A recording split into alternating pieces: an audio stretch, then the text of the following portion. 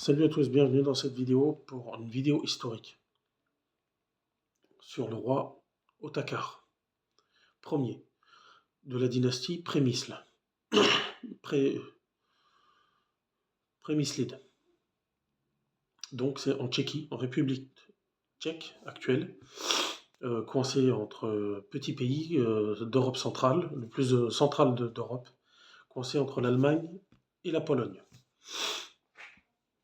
Donc nous allons essentiellement parler du royaume de Bohême. Du XIIe siècle, Moyen-Âge, en plein Moyen-Âge, en 1155, vous avez un duc, Vladislav II, et sa femme, la duchesse Judith de Thuringe, qui ont eu un enfant qui s'appelle Otakar. Otakar, il suivra son père dans les complexités politiques et il arrivera à se faire connaître dans le Saint-Empire romain germanique.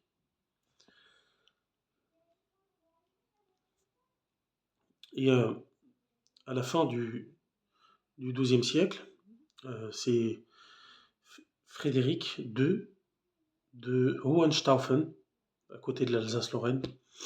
C'est une région qui est à côté de l'Alsace-Lorraine, et c'est un empereur qui vient de Hohenstaufen. Et il vit en Sicile. Voilà, donc il s'appelle Stupor Mundi, hein, la stupeur du monde, l'étonnement mondial, hein, comme disait le pape, parce que c'est la jonction, lui, il est la jonction entre le monde musulman et le monde chrétien.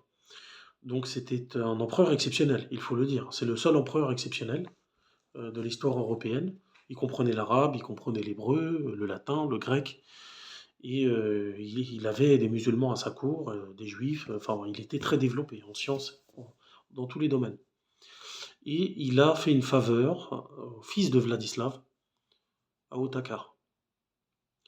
Donc Otakar, donc en Bohême, Prague actuelle, Praha, donc Otakar est enterré à la cathédrale Saint-Guy. À notre époque, vous pouvez visiter son tombeau dans la cathédrale, lui et ses ancêtres. Et c'est la dynastie des Prémisli. En 1155, il est né. En 1192, il a commencé à... Donc son père, entre-temps, est mort. Et il a commencé à monter en puissance.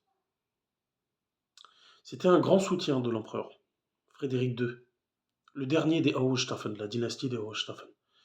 Je tiens à préciser que l'empereur du Saint-Empire romain germanique, c'était l'Européen le plus puissant d'Europe. Voilà, donc on ne parle pas de n'importe qui, n'importe quand, enfin, c'est la personnalité la plus puissante. Et les Européens étaient très puissants à l'époque. Donc c'est un monde théologique, hein, on fait un retour en arrière, donc la foi chrétienne, c'est ce qui est le plus important. La foi des autres, c'est quelque chose d'étonnant pour eux, hein. Voilà, il y a des musulmans en Espagne. Mais lui, l'empereur, non. Il était même consort et même responsable de Jérusalem. Donc, lui, ça l'impressionnait pas d'être en contact avec le monde islamique, hein. Pas du tout, au contraire. Il avait tellement un vaste territoire, il n'avait pas que le Saint-Empire romain germanique, il avait un immense territoire, plein de colonies, etc. Donc, il est resté au chaud en Sicile.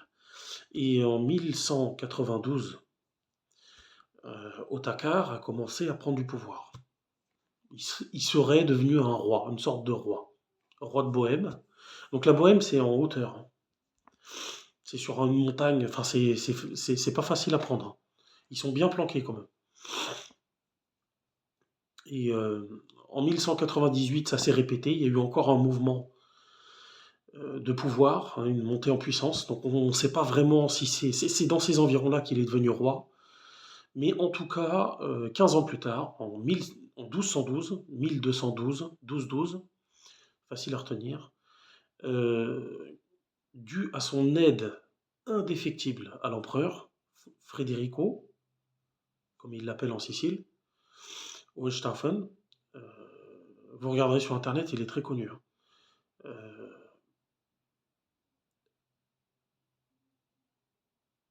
il envoie beaucoup d'argent pour le soutenir face à sa lutte face au pape et tous les réseaux du pape qui l'embêtent, hein, qui embêtent l'empereur tout le temps. Il envoie du matériel, des armes, c'est un soutien indéfectible, c'est presque l'ombre de l'empereur en Europe. Hein, donc il le fait roi, mais pas que. Hein. En 1212, il reçoit une bulle d'or.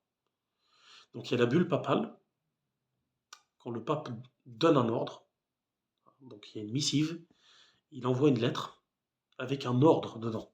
C'est une lettre cachetée par le pape. Donc là, c'est une bulle d'or, c'est une lettre cachetée en or, parce que ça ressemble, le cachet ressemble à une bulle. Et c'est cacheté, et puis le cachet, c'est pas de la cire, c'est de l'or. Et c'est l'empereur, donc on appelle ça une bulle d'or. Et bulle d'or, c'est que les empereurs. Et dans cette bulle d'or, il est mentionné que Otakar Ier devient roi de Bohême, d'un royaume indépendant et héréditaire pour ses descendants. C'est-à-dire indépendant du Saint-Empire romain germanique. C'est-à-dire qu'il ne doit rien à personne, il est autonome et il ne devra jamais rien à personne. Il y a rien, ça va que dans un sens.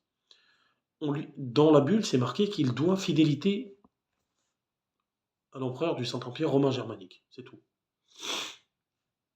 Sinon, il a un pouvoir absolu et euh, donc c'est intemporel. Et aussi, donc premièrement, et deuxièmement, c'est héréditaire, c'est-à-dire c'est lui, c'est une dynastie. La dynastie Prémislide est reconnue et ses héritiers. Hein, donc l'empereur a décidé la manière dont la succession se fera, parce que dans le Saint-Empire romain germanique, les régions, alors il y avait des ducs, des recteurs, des roitelets, des rois. Dans le monde germanique, ça se fait, c'est pas comme en France, ça se fait sous forme d'élection. Bon, c'est celui qui met le plus d'argent sur la table, hein, mais on vote. C'était démocratique. La démocratie existe en Allemagne depuis le début de l'Europe. Et c'est comme ça que les Germains, même avant l'arrivée des Romains, fonctionnaient, toujours par élection. C'est pour ça qu'on nous parle de démocratie et d'élection maintenant. Parce que ça vient de là, en fait. Ça vient pas des Romains, comme on nous raconte. Les Romains, ils font les élections, mais bon, ça a vrillé en empire. Tu fais ce que l'empereur il dit, et c'est un pouvoir absolu. Tu fais pas trop, voilà. Donc dans le monde germain, c'est électif. Donc dans l'élection, ben, il s'avère que le roi, il devient roi de Bohême, Otakar Ier, indépendant et héréditaire pour ses descendants. Donc nul a le droit de se mêler de la Bohême. Le royaume de Bohême existe. N'est plus un duché, c'est un royaume, à partir de Otakar Ier. Il faut savoir qu'Otakar Ier l'a mérité.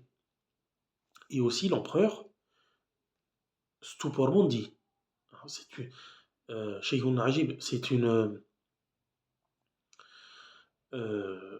cet empereur est étonnant. Hein, c'est l'étonnant du monde. C'est la stupéfaction mondiale. C'est un cas exceptionnel. C'est la lumière du monde exceptionnelle. Voilà comment on pourrait le traduire. C'est quelqu'un d'exceptionnel. C'est un mec à part. Voilà.